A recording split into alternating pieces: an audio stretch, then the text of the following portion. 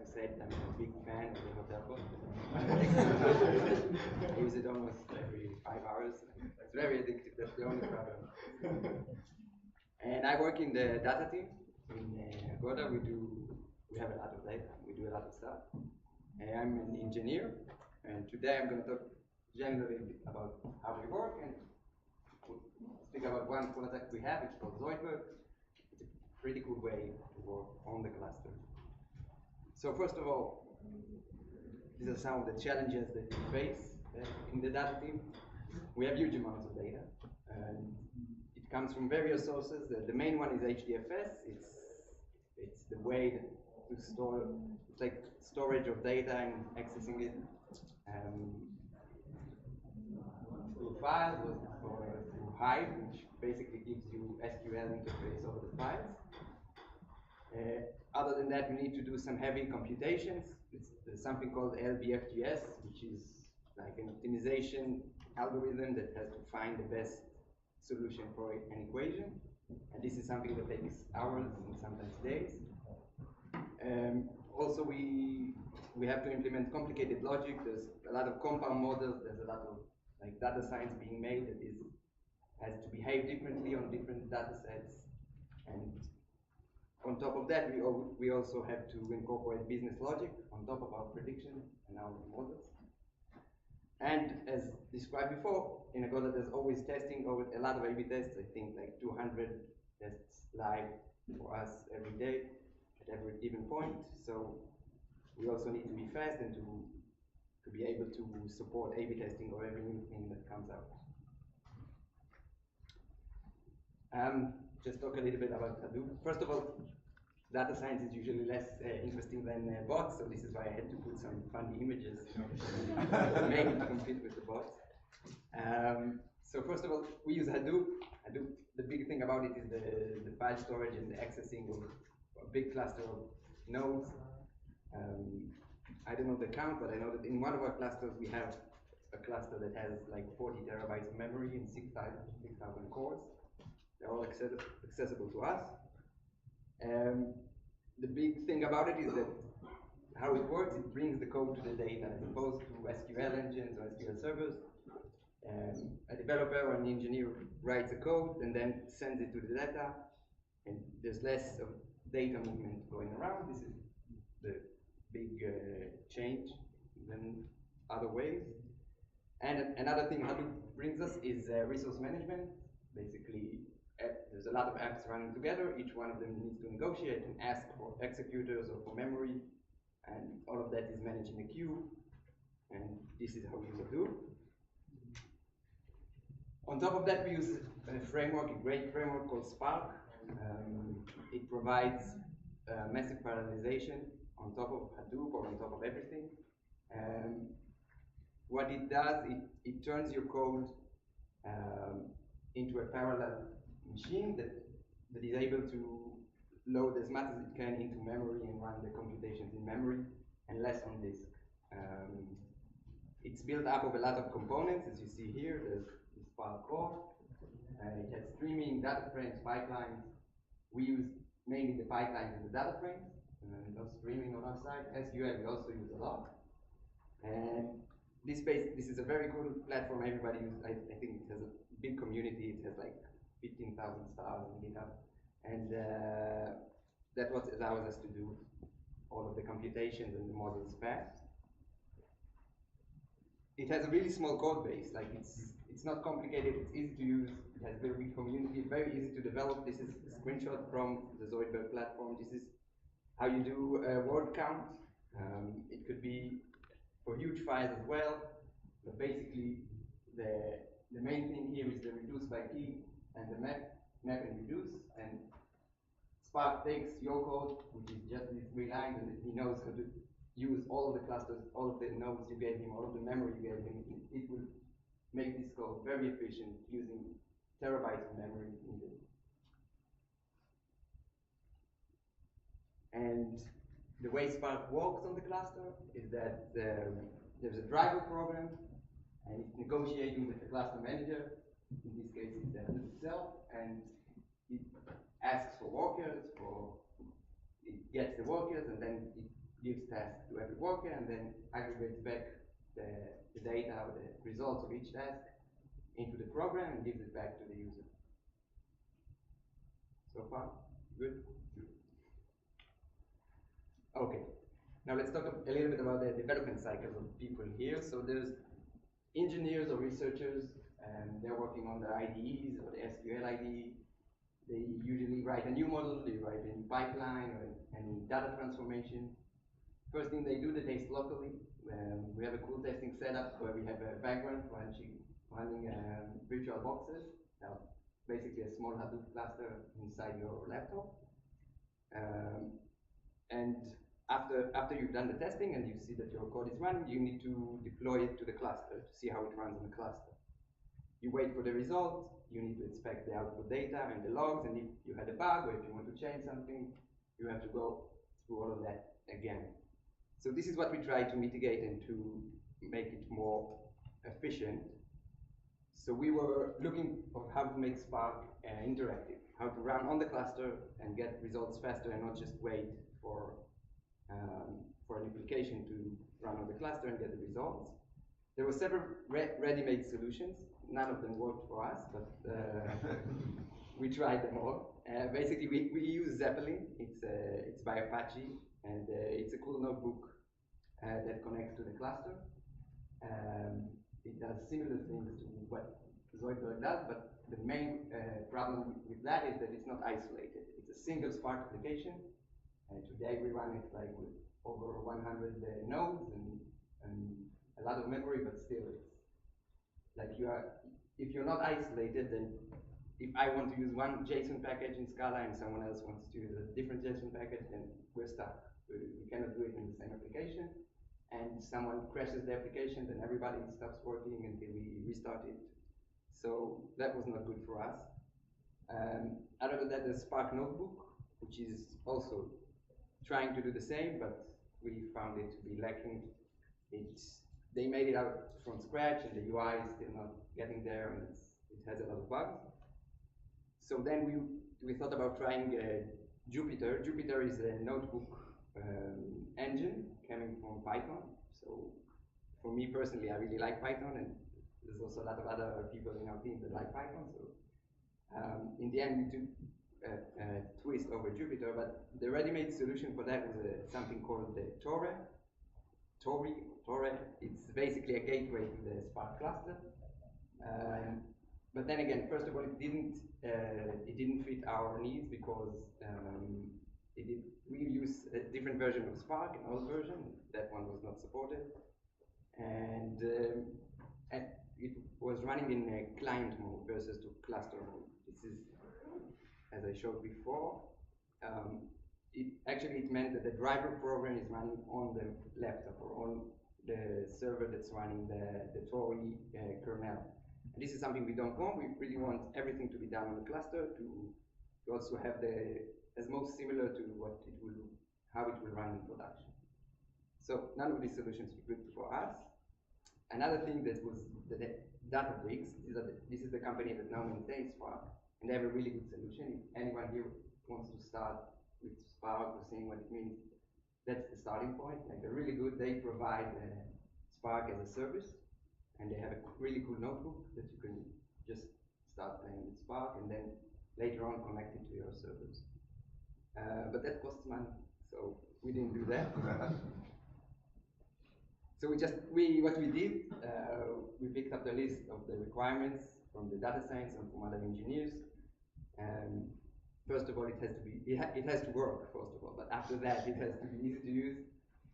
We decided it should be like a notebook to be basically like a REPL, and I can read, evaluate, and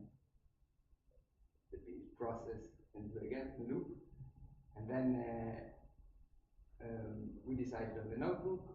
We knew we wanted isolated Spark apps because everyone uses his own code and his own dependencies. And we want to be as close as we can to a deployed app, production Spark application as well. And we needed to have cool visualization. So in the end, what we did and what Zoidberg is basically an integration of 4 different products, more or less. I will go on to describe them, but it held up to my secret agenda of having Python in the Agoda. I needed to break. So one of the components we use is called Lively.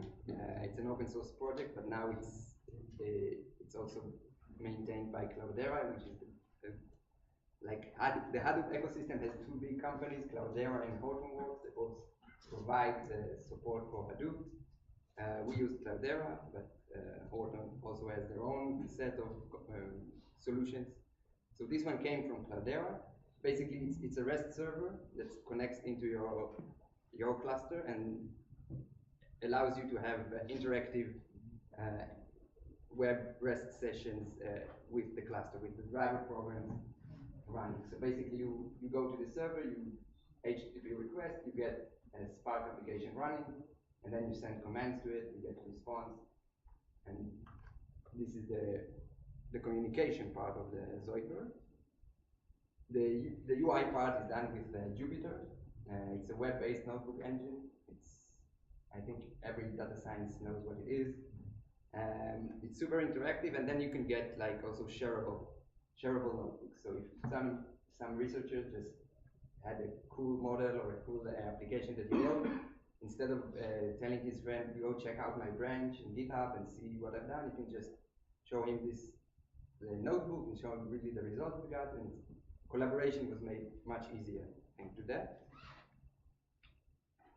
And another component is the Spark Magic. Basically, this is also open source, and it's a connector between the other two components we have, between the Jupyter and the Lively. As you can see, you send code and SQL queries into the Lively server. Like the Spark Magic translates the actions you have in your Jupyter into the REST API and the protocol that Lively uses. Lively then goes on to execute the command on the Spark cluster, and you get the results back into your notebook. On top of that, we added, like what was important for us is that the user would experience the same experience as he would when he deploys an application. So we have an SVT. Everybody works in Scala in our environment. So we have an SVT, it's a Scala build tool. We have a small plugin that when you click on one short command in the command line, and what it does, it packages all that you have with all of your dependencies into a big jar. It uploads this jar into the Hadoop cluster, and it takes all the config you have to create the Spark application with Lively and with the Spark Magic, and it creates a notebook for you, or updates the notebook if you're working on the same one. And then you would have all of your code. If you just written a class, you just written a new function, you have it already ready to use in the notebook and use it on the cluster with the same config that you would use in real production. And in the end, it turned out that it had some more usages than we thought at start. So first of all, what it gives us today is, as we said, the read, evaluate, print loop on the cluster, really fast, really easy to use Scala. We now use it also for new people that come, because Scala is hard to learn. It has a steep learning curve, so using that and seeing exactly how your code behaves is really easy, really helps us. We use it for debugging. I personally use it every day. When I write something new, first of all, I need to test something. I throw it to the cluster. Quick research. There's a lot of data scientists that just want to check some new method or some new model or some new thing that just came out or something they read. This is the way they do it. Another important thing we got is that we can now have multiple languages running on the cluster. So basically, the most common usage is that you use Scala to do all the data mining and to get data you want. But Scala lacks a lot of visualization too. So what we do, we use Zoidberg to run the Scala on the cluster, then get the results into Python and visualize using matplotlib or Bouquet or other visualization tools that are available only in Python. And also another twist that came out to be that some people use Zoidberg for dashboard because of that.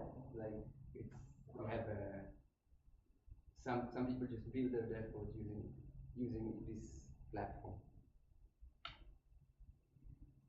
And during time like this, we finished it 6 months ago, I think, the project. It's been heavily used, and some stuff were added in time. Now we have two Zoidbergs running because we need to support both old Spark with all applications that are still running, and the new Spark, Spark 2, which is really cool. They changed a lot of things, and it's really nice to use.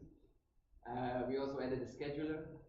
Some people want to run their notebook every day, especially for the dashboards. So that was added. For those that insist to stay in Scala and to visualize in Scala, we added some cool features to allow them to render HTML. And we have also we back up everything and allow the users to go back and see what they've done, if they've done any damage to their notebook. And that's it. I thought it would be less interesting than once. So we have a lot of real-time data in Agoda, like experiment users, A/B, and for that you probably use Spark to get that data. How much is the lag when using Spark? That data lag. So first of all, you have 30 seconds that you lost out of your life anytime that you try to start a Spark application because you need the resource negotiation. So you go to the cluster, you ask for like 5 computers and 25 gigabytes on each node, then all this negotiation and getting to the queue is already 30 seconds. Okay. But after that, it's really fast. It takes 2 seconds for the network stuff, and then your query runs in the same speed as it runs on any other tool. How does it slow down with the amount of data that we have, or does it slow down with the amount of clusters that we have? How badly does it slow down? Like if I have like 2 GB of data, it like equals in 2 seconds, but if I have like 2 TB, it depends what you compare to. I think like what we use mostly in the other tools is Impala engine, which is faster than Spark usually, but Spark beats Spark SQL is really fast. Impala is the only thing I know that is faster. My question is that how performance decreases with the increasing size, or maybe increasing cluster size? How does it decrease, or is it like almost? It's very depending on the query, but the Spark manages for you. This is like you don't need to think about parallelization or anything. Spark takes care of it. I guess you need enough memory in the cluster for your data set to work on it quickly, right? That's mostly probably the question. Exactly. But as we have 40 terabytes in one of our clusters, there's more than one. You mentioned Zoidberg you mentioned debugging features in there. Does that mean something like being able to see how things are executing on the cluster and what resources you're using? Is that exactly like a Zoidberg notebook is always compared with a Spark application. Like they always come together. So you can instantly watch run something on the notebook and then go into the Spark UI and see what's going on inside. And we have some bugs with like data reshuffling. If you do reduce by or you do group by, then sometimes the groups are not equal. And as great as Spark is, there are sometimes you give it tasks it cannot do. So this way you can really see how the data was spread out across the nodes, and if there was one node that got too much data to handle, then you can understand maybe to do your group by differently. Okay. And one question, but this is like a stupid question, but the first time I received it's about project naming. The first time I received an email from Calculon, I started asking, okay, if there is any reason, and just now 2 Futurama characters into project, is there any reason or? No reason. Okay. Not that I know. Okay, and I just wanted also to speak about some other projects that we do in our team. We now have also a GPU cluster running. Everybody likes TensorFlow for data science, so we had to also join the trend. And what we've done is we built a project that allows you to run, to use both clusters on the same application. So basically, you do your data processing and your data mining on the Hadoop cluster where the data set lives. And then you take this data, you move it to the GPU cluster where you can run whatever code you want. What we do, we spin a Docker instance that has TensorFlow installed on it and the GPU drivers. Basically, we took the data that you extracted from Spark, we run it on the GPU, and then we put the result back for cross-validation for testing. That might be a topic from another talk, because it's also really good. So what kind of tasks you would recommend to run on the GPU? Basically, the TensorFlow has two things. First of all, it's everything that's like LBFGS or everything that's very computational low level. They really like made an effort to make it very performant. So their code is really good. And also another thing that TensorFlow brings is high level API. Like it's also they have some ready-made models, machine learning models that are already ready and easy to use, and you get there in an instant. We already have one in production model that's running on the GPU every day, being trained every day, and goes back to Spark. With mining? Yeah, Bitcoin is the next one, but we don't talk about it. You can contact me later. But basically, the GPU is limited in memory, as opposed to like Spark is unlimited memory. But in the GPU, whatever fits inside is what you can work with for now, until we get this parallelized also. It might be an unrelated topic, but currently, what do we use the machine learning in Agoda for? Like pricing calculation and fraud detection? First of all, recommendation.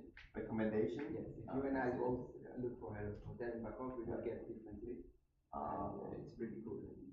Usually, you would see that the hotels that you really want would appear in first page. I see how you use that. Yes, but other than that, there's also like optimizations we do.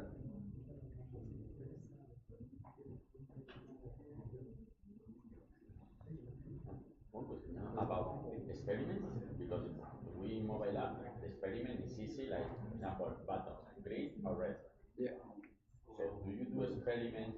Everything, nothing goes without an experiment. One example? Or because for me it's difficult to imagine, for example, do you Yeah. different algorithms? So before the GPU project, like we use the GPU for the recommendation. Like we try to match users with the hotels that they would most likely want. And we had a version running on Spark, and we introduced the new version running on the GPU, and it was A/B tested. So like 50% of the users still got the old recommendation, 50% of the users got the new recommendation, and we saw who liked the recommendation better.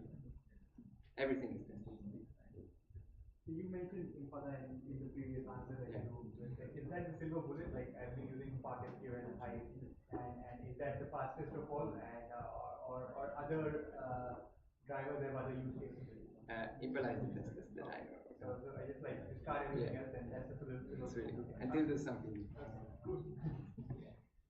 Which model do you use to learn the machine learning for recommendation tasks? We do metrics vectorization. We use something called BPR. Not sure what it is. I'm not a data scientist, but basically it's a metrics vectorization.